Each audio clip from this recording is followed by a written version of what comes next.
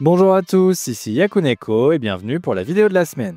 On se retrouve enfin pour les statistiques de vente du mois d'avril, mais en plus, surprise, une série s'est arrêtée et une autre a commencé. Alors sans plus attendre, je vous souhaite une très bonne vidéo.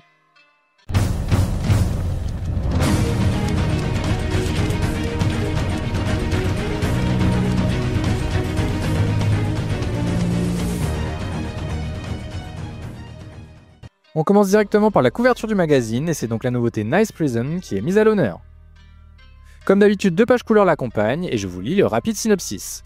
Horo Mitsuboshi est un prisonnier supermodèle qui est né et a grandi en prison. Mais pour ramener la paix et la gentillesse dans la prison sauvage de Nobanashi, il devra s'opposer aux super prisonniers du couloir de la mort. J'ai lu le premier chapitre et ça a l'air d'être un gag manga, mais pour l'instant ça ne m'a pas vraiment fait rire. J'ai juste trouvé ça assez bizarre, dites-moi ce que vous en avez pensé, je suis assez curieux.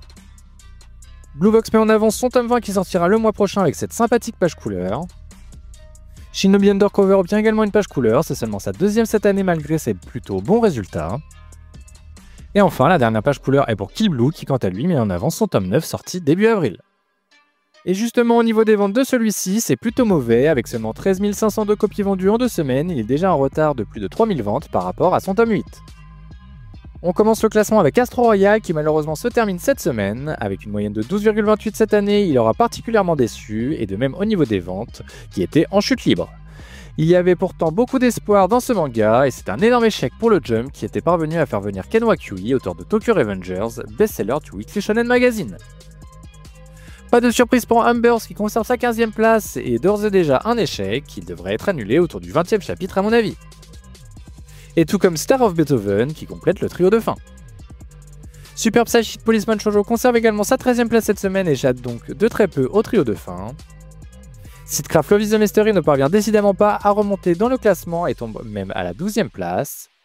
Et au niveau des ventes, ce n'est pas très encourageant non plus, avec seulement 7443 copies écoulées en 2 semaines, on est bien loin de We Never Learn, le précédent succès de l'auteur. The Lazy Samurai chute lourdement cette semaine, 5 places de perdu, qui l'amène donc en 11e position. Mien Roboko revient de page couleur à la 10e position. Au niveau des ventes, avec 11 958 copies écoulées en 2 semaines, il réalise un score très similaire à celui de son précédent tome à la même période, précédent tome qui avait accusé une lourde chute tout de même. News Exorcist gagne une petite place lui permettant de s'éloigner encore un peu plus de la zone rouge. Au niveau des ventes, avec 20 257 copies écoulées, il fait moins bien d'environ 1000 exemplaires par rapport à son tome 8. Imaten revient de page couleur et réalise une plutôt bonne performance avec cette 8e place. Bonne performance confirmée au niveau des ventes également, avec 13 320 copies écoulées en 2 semaines, il réalise environ 2000 ventes de plus que son tome 2 à la même période. Ultimate Exorcist Kiyoshi chute du podium assez lourdement et n'est donc que 7ème cette semaine.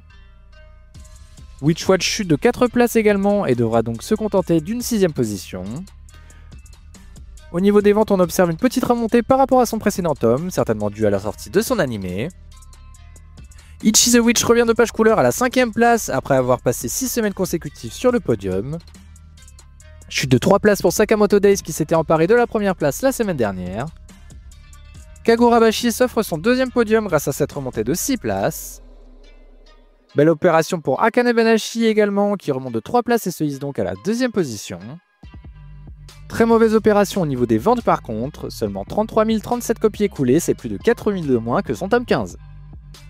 Et pour finir, One Piece s'offre le trône pour la première fois cette année, ce qui lui permet également de reprendre la première place au classement général à Blue Box. Et voilà qui conclut le numéro de la semaine, je suis vraiment curieux de ce que vous avez pensé de la nouveauté et de l'arrêt prématuré de Astro Royal, alors dites-le moi en commentaire. Et sur ce, je vous dis donc à la semaine prochaine.